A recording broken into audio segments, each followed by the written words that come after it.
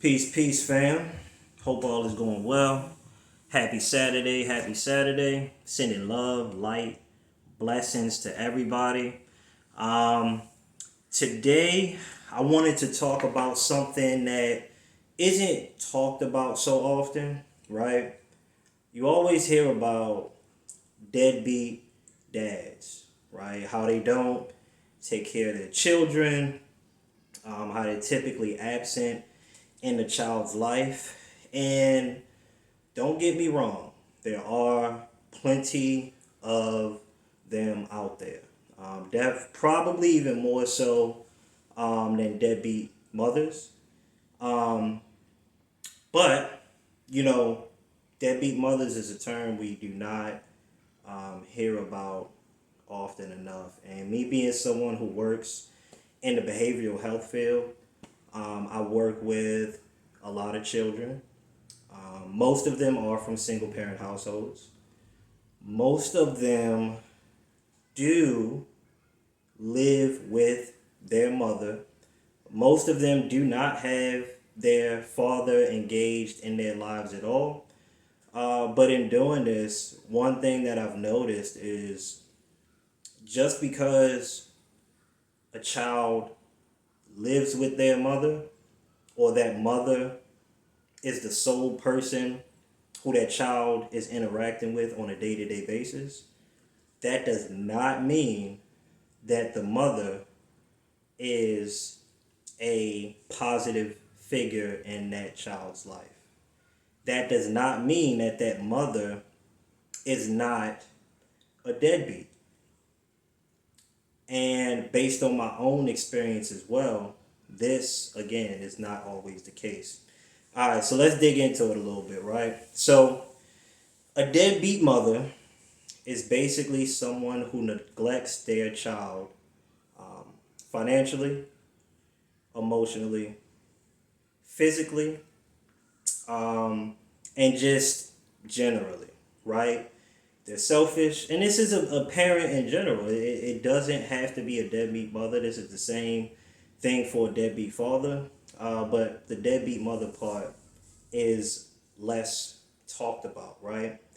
Um, some examples of how you can spot a deadbeat mother is how the child, okay, interacts with the mother, how the child interacts in a school setting, and how the child interacts and engages with other people, all right, in their lives or that they see on a day to day basis, okay? And society as a whole kind of expects the mother to be the nurturer by default. All right, but this isn't always the case. Okay, how they act. A deadbeat mother is going to play victim. She's going to play the victim. Okay, to her friends, to her family, and to the court system. Okay, and unless that father has proof of what's going on, even if they do have proof, right? The court system is typically going to side with the mother.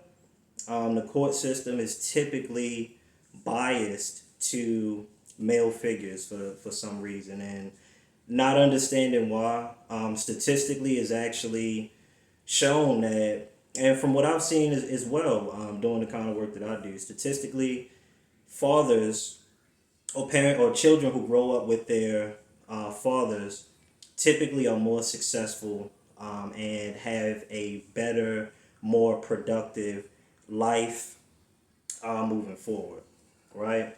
So basically, right, um, a deadbeat mother is going to affect the child in a lot of different ways, okay? And it may not be seen as much early on, but a deadbeat mother is going to confuse her child, both emotionally and mentally, and it's going to create abandonment issues.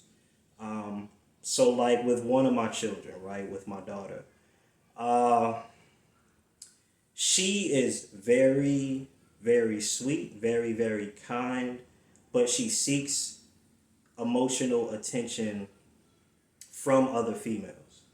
Not anybody that I deal with. I don't bring females around my daughter. Um, I'm not in that kind of mode. I don't think that's something that people should do. If you're not dealing with somebody seriously, if you don't see this person in your life for the long term, me personally, they shouldn't be around your children. And if so, it should be at least a year and some change before that situation happens. I mean, there's friends that I talk to that I deal with, not on a relationship level, but they do not engage with my daughter. I'm talking about just out in public. You know, she's trying to um, pull attention away from other females that she sees or notices in the area. With my mother, with my grandmother, with my sister, she's constantly seeking that attention and validation. She doesn't do that to men because I'm always there. I'm always showing her support. I'm always showing her love. I'm always showing her discipline, which discipline is love. Discipline to me is not scolding a child. It's not hitting a child. It's not punishment. Discipline and punishment is two different things. Discipline is having a foundation set up of things that your child knows they have to do, responsibilities they have to take care of, things that are going to help them learn, grow, and expand their knowledge, their consciousness, and their understanding about life. Um, Another thing that they do, um, how it affects a child is the child will start to blame themselves. This child will start internalizing things differently based on that experience that they're getting from the mother. For instance, my daughter asks me and asks her mother too. You know, why doesn't my mommy love me? Why doesn't my mommy care for me? Um, my mommy's a bad mommy, and I have to redirect that. I say no, like, you know, your mom loves you. Your mom cares about you. Like, why do you say that? She says she don't. She tell me to go away. She tell me, and it might just be out of anger or frustration because my daughter does give her a little bit more of a difficult time than she gives me or anybody else. But it's the environment. And then I have a older child too, whose mother I would say is a little bit immature. She's a little bit selfish and self-centered, but at the end of the day, she does do what she can do to take care of my son or my oldest child. I do give her that. Even though he doesn't live with her, he doesn't stay with her, she does go to some of his events. She will try to consider what he needs. She does spend money on him, even though it's not always in her mind to kind of listen to his opinion and his perspective, especially since he's a teenager and older. She does do her best in that aspect with what she was given and how she was raised. They may have attachment issues in the future, right?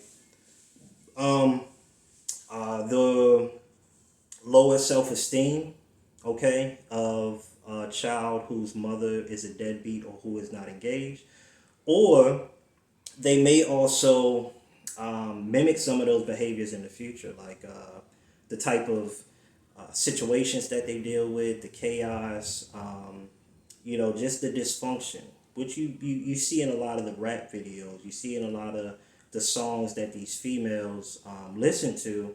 You know, these type of behaviors, if they're acting like that, if they're mimicking these type of behaviors, the child is going to mimic those behaviors in the future, right? The courts generally are in favor of mothers, okay? It's very difficult to prove neglect. It's very difficult to prove or show evidence of um, emotional neglect or abuse, right? And then these type of things can be draining. So for me, Like generally, I try not to even deal with court or anything like that. But you know, at the end of the day, if I have to, if it absolutely gets to that point, you know, um, I can. A deadbeat mother is also going to always have a lot of chaos. They're going to put their children in dangerous situations. They're not really going to consider the child before they consider themselves, which is a big red flag. If the parent is always, you know, nails done, hair done, you know, clean clothes, looking fresh, smelling fresh, but the child's hair isn't done. They don't have new clothes for the child. Um, all of these things, you know, they're gonna neglect their educational needs. So a deadbeat mother is not going to be engaged in the school. A deadbeat mother is not going to be talking to the teacher. They're not going to be practicing their homework with them. They're not going to be teaching them how to learn, how to evolve, and how to get the skills that they need to move forward and progress in life. All right, and it happens so often, and it's so hidden. You know, like I said, I've dealt with it myself, and still dealing with it. But me working and doing what I do, like I kind of see the whole dynamic together. And even dads can be in a house and not be involved at all. I see that too, where the children are still undisciplined, have no structure, and have no direction with both parents in the house. So both parents can also be neglectful as well. So fathers, what can we do, right? Document everything. Um, Even though I do as much as I possibly can, plus more for my children, I'm still being subject to pay child support for both of my children. And again, I go above and beyond, like especially for my daughter. I've taken a job decrease. I've taken a decrease in pay because the job that I was working had me working Saturdays. And I get my daughter specifically on the weekend. Saturday night and Sunday wasn't enough for me to teach her what I needed to teach, engage with her the way that I need to engage with her, and show her the emotional support that I know she isn't getting all the time. All right. Even though I took that decrease, making sure I get my daughter every single weekend. I don't, and when I say every single weekend, I don't date seriously specifically for that reason. She's very young, and if I'm talking to a female and engage with a female on a serious note, it's not even going to enter my head to, oh well, you know, I'm getting my daughter this weekend, but she wants to hang out and date, so maybe I should not. It's a no. It's a no brainer. I'm instantly making sure that I get my daughter. I'm making sure that we are having our weekend planned out. I'm making sure that she's doing things that she needs to do to grow and expand. And I'm making sure my attention is going towards her every single weekend, every single day, even. She lives a little bit further away, so I do call every single day. I can't make it there every day, but make sure you keep those court records, right? Again, like for my daughter specifically, um, every school event I've been to, her mother has not showed up once, but has the audacity to put me on child support. And again, she doesn't live relatively close. Her mom moved kind of far away, so it's about an hour and a half from where I'm at. So every school event, I'm there. Her graduation, I was there, but her mother wasn't there. Her birthday was recent. Her mother had something planned, so she didn't have anything planned for her birthday because she wanted to do something for herself. Her birthday party is actually today. We're about to head out. Um, Her mom won't be there. Um, yes, I sent for her birthday. I wanted to make sure that she felt special for her day, and I wanted to make sure that it was a nice engagement for school. Again, her school, hour and a half, hour 45 minutes away. I had to go to her school to give her her cupcakes and juices and different things like that for her celebration, even though her mother only lives 10 to 15 minutes away. So not only am I missing work, I'm engaging in activities for her, not really mentioning or worried about the cost or what it's going to be. That's what I mean, going above and beyond, and keep records of these things, which I have. Even with the teachers, all of the conferences, all of the meetings. Every other week, I'm checking in. Hey, how's my daughter doing? What are y'all doing in class that I can help her with or work on to assist her with moving forward? How's her behavior? Is it anything that I can do to help? And these teachers really appreciate it. And me, again, also dealing with behavioral health, dealing with the school, the parents' engagement is vital for the engagement is vital, and the teachers love that. So fathers, those two things: make sure you're keeping records, make sure you're keeping receipts, make sure you're keeping the text messages, what these people are saying to you, and um, what they are asking for, as far as the child or just for themselves in general, right? Stay calm and stay consistent. If a child's mother is trying to provoke a situation, or if they do something that you don't necessarily agree with, take your time, digest the situation, and think about how is this going to affect my child when I respond. What is the best way to respond? And usually, no response is the best response. It's going to be what it's going to be. But at the end of the day, you need to take care of your child. It's not about the rift between you and the parent or the other parent. It's about how you're going to support your child the best way that you possibly can. Get legal support. Make sure that you have a lawyer on standby, and make sure that they have all the evidence and all the proof of what's going on, right? Um, Make sure that you get any kind of community support that you need, or talk to any friends or family. And most importantly, never, ever, ever, ever, ever talk bad about the child's mother to the child, or anybody for that fact. It's not worth it. It's not worth the energy. It's not even worth you moving your lips to downplay that individual, especially to the child. Again, it's about your child's perception, how they perceive things, and how you want them to move forward in the future. It's not about the rift between you and the parent, or whatever the case that is.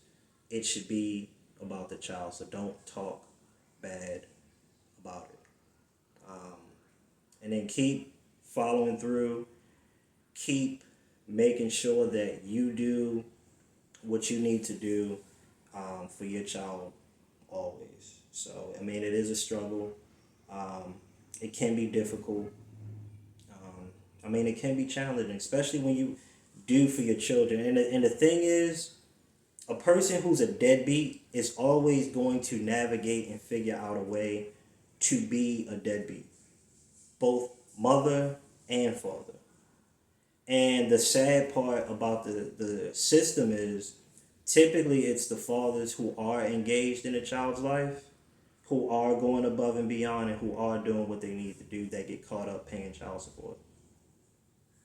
A father who is not engaged in the child's life, and who is not being a productive parent, they not going to court for child support.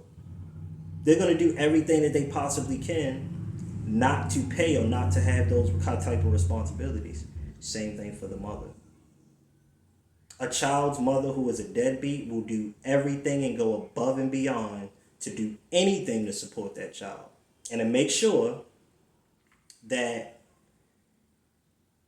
they get what they need it's always going to be from something or someone else. It's going to be from the government. It's going to be from the father. If they have parents, it's going to be from the parents, or it's going to be from the boyfriend. They do nothing, or they do as least as possible. And that's the situation that I'm in. But you gotta love it though.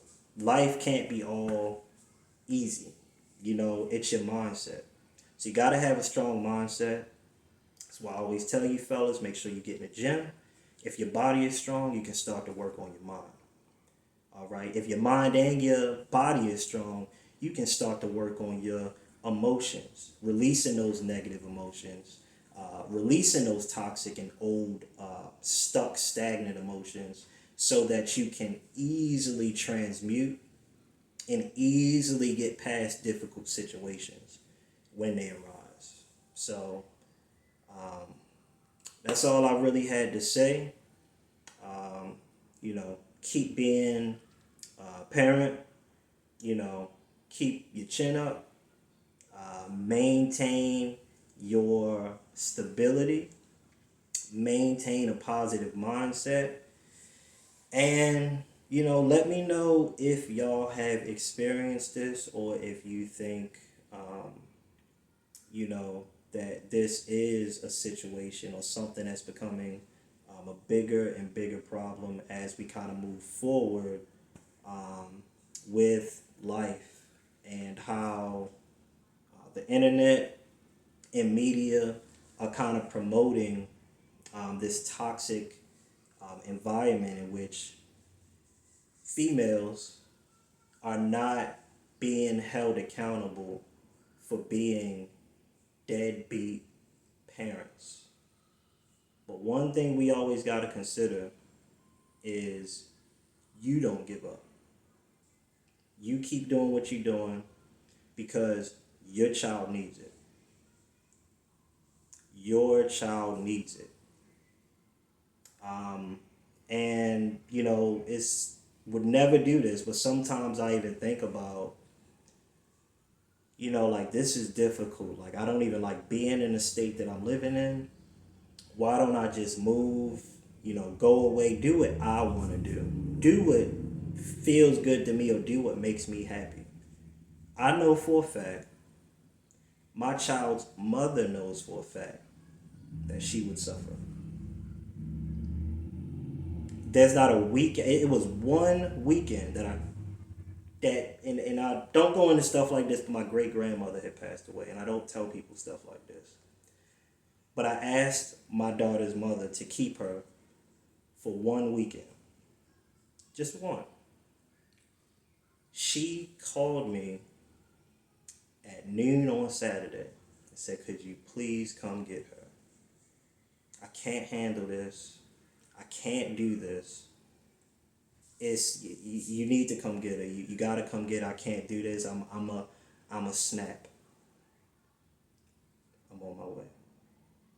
I'll be there shortly. I don't want nothing to happen to my child." So, even though these things are going on, I'm always going to be there. It's not about that person.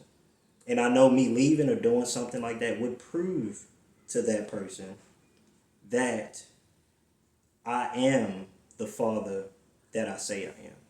And I'm always going to do what I need to do. But I'm not going to allow my daughter to suffer like that.